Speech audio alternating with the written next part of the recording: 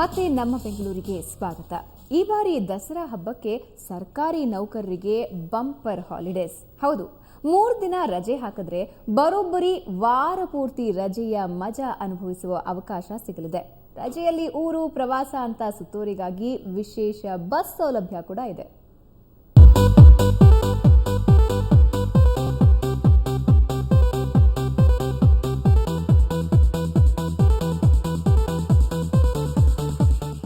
October ತಿಂಗಳು ಬಂತಂದ್ರೆ ಸಾಕು, ಸಾಲು ಸಾಲು ರಜೆಗಳ ಸರದಿ.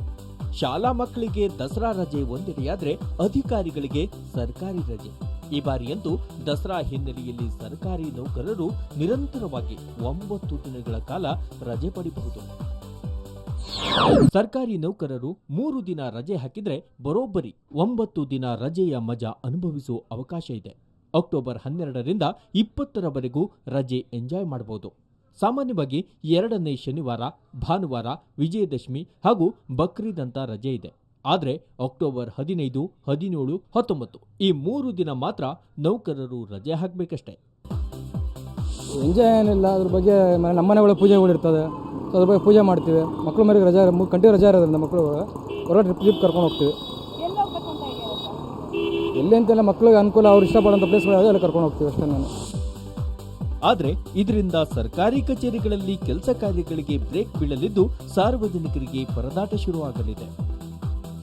ಜನರು ದೂರದಿಂದ ಕರ್ನಾಟಕದ ಮೂಲೆಗಳಿಂದ ಇಲ್ಲಿ ಕೆಲಸ ಆಗುತ್ತೆ ಅನ್ನೋ ಸಲುವಾಗಿ ಬಂದಿರ್ತಾರೆ. ಆದರೆ ಇಲ್ಲಿ ಬಂದಾಗ ಈ ರಜೆ ಅದು ಇದು ಹಬ್ಬ ಹುಣ್ಣಿಮೆ ಅಂತೇಳಿ ರಜೆ ಆದ್ರೆ ಸಾರ್ವಜನಿಕರಿಗೆ ಕೆಲಸ ಆಗೋದಿಲ್ಲ ಮತ್ತು ಈ ಸರ್ಕಾರಕ್ಕೆ ನಾವು ವಿಶ್ವಾಸ ಕಡಿಮೆ ಆಗುತ್ತೆ. ಆ ದೃಷ್ಟಿ ಇಟ್ಕೊಂಡು ಇದು ಏನು ನಿರಂತರ ರಜೆ ಇದೆ, ಈ ರಜೆಗೆ ನನ್ನ ವಿರೋಧ ಇದೆ. ಇನ್ನು ರಜೆಗಾಗಿ ಕೆಎಸ್ಆರ್ಟಿಸಿ ಪ್ರಯಾಣಿಕರನ್ನ ಸೆಳೆಯಲು ಹೆಚ್ಚುವರಿಯಾಗಿ 400 ಬಸ್ಗಳನ್ನ ರೋಡಿಗಿಳಿಸಲು ಮುಂದಾಗಿದೆ. ಒಟ್ಟಾರೆ ಸರ್ಕಾರಿ ನೌಕರರಿಗೆ ಈ ದಸರಾಗೆ ರಜೆಯ ಬಂಪರ್ ಸಿಗಲಿದೆ. ಬೆಂಗಳೂರಿನಿಂದ ಕ್ಯಾಮರಾಮನ್ ವಿನೋದ್ ಜೊತೆ ನಂದಿನಿ, ಸುವರ್ಣ ನ್ಯೂಸ್. ದಿನದ ಸಂಭ್ರಮ ದಸರಾ. ಬಗೆ ಬಗೆಯ ಬೊಂಬೆಗಳನ್ನು ಕೂರಿಸೋದು ಕೂಡ ಈ ಹಬ್ಬದ ವಿಶೇಷ. ಮಾಜಿ ಸಚಿವ ಆರ್ ಕೃಷ್ಣಪ್ಪ ಅವರ ಮನೆಯಲ್ಲಿದ್ದ ರಾಮಾಯಣ ಮಹಾಭಾರತದ ಬಗೆ ಬಗೆಯ ಪಾತ್ರಗಳ ಬೆಣ್ಣೆ ಕದಿಯುವ ಕಳ್ಳ ಕೃಷ್ಣ ಸೇರಿದಂತೆ ಅನೇಕ ಗೊಂಬೆಗಳು ಗಮನ ಸೆಳೆದವು.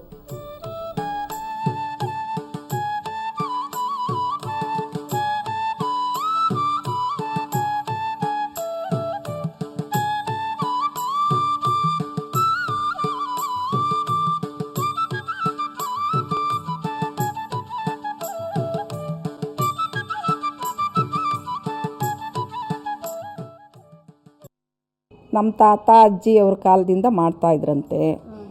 ಆಮೇಲೆ ಅದು ಹಾಗೆ ಕಂಟಿನ್ಯೂಸ್ ಆಗಿ ನಡ್ಕೊಂಬಂದಿದೆ.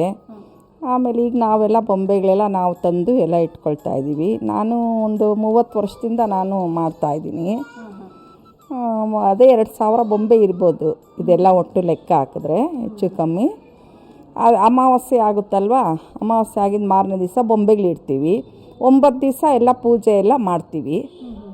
ಆಮೇಲೆ ಎಲ್ಲೆಲ್ಲಿಂದ ಇಲ್ಲೇ ಮಲ್ಲೇಶ್ವರಂ ಅಲ್ಲಿ ಇಲ್ಲಿ ಇದೆಯಲ್ಲ ಬೊಂಬೆಗಳು, ಅಲ್ಲಿಂದ ತೊಗೊಂಬಂದಿದ್ದೀವಿ.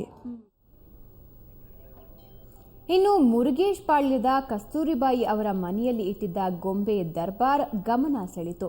ಇಲ್ಲಿ ಅಜ್ಜಿ ಸಾಂಪ್ರದಾಯಿಕ ಗೊಂಬೆಗಳಿಟ್ರೆ ಮಕ್ಕಳು ತಮ್ಮ ಕಲ್ಪನಾ ಶಕ್ತಿ ಬಳಸಿ ಹೊಸ ಹೊಸ ರೀತಿಯ ಬೊಂಬೆಗಳನ್ನು ಇಟ್ಟಿದ್ದಾರೆ.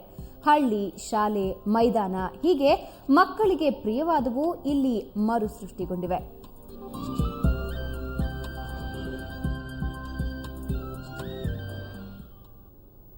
ನಮ್ಮ ಪದ್ಧತಿಗಳು ಮರಿಬಾರದು, ಅದರಿಂದ ನಾನು ಸ್ವಲ್ಪ ಗೊಂಬೆ ಕೊಡಿಸ್ತಿದ್ದೆ ಅವ್ರಿಗೆ. ಈ ಥರ ನಾವು ಚಿಕ್ಕವರಲ್ಲಿ ಹಿಂಗೆ ಮಾಡ್ತಿದ್ವಿ ಅಂತ ಹೇಳಿದೆ. ಅದಕ್ಕೆ ಅವರು ಅದೆಲ್ಲ ನೆನಪಲ್ಲಿ ಇಟ್ಕೊಂಡು ಈ ರೀತಿನ ದಾದಿಮ್ಮ ಅಂತ ಎಲ್ಲ ಹಿಂಗೆ ಮಾಡಿದ್ರು. ನನ್ನ ಮೊಮ್ಮಕ್ಕಳು ಗುರುಕುಲ ಮಾಡಿದ್ರು, ಸ್ಕೂಲ್ ಮಾಡಿದ್ರು, ಅಪಾರ್ಟ್ಮೆಂಟ್ ಮಾಡಿದ್ರು, ಸಿಟಿ ಮಾಡಿದ್ರು, ಮತ್ತು ಕ್ರಿಕೆಟ್ ಪಿಚ್ ಅದು ಮಾಡಿದ್ರು. ಶ್ರೀ ಸಾಯಿ ಗೋಲ್ಡ್ ಪ್ಯಾಲೇಸ್ನ ಇವತ್ತಿನ ಚಿನ್ನದ ದರ ಎಷ್ಟಾಗಿದೆ ನೋಡೋಣ ಬನ್ನಿ.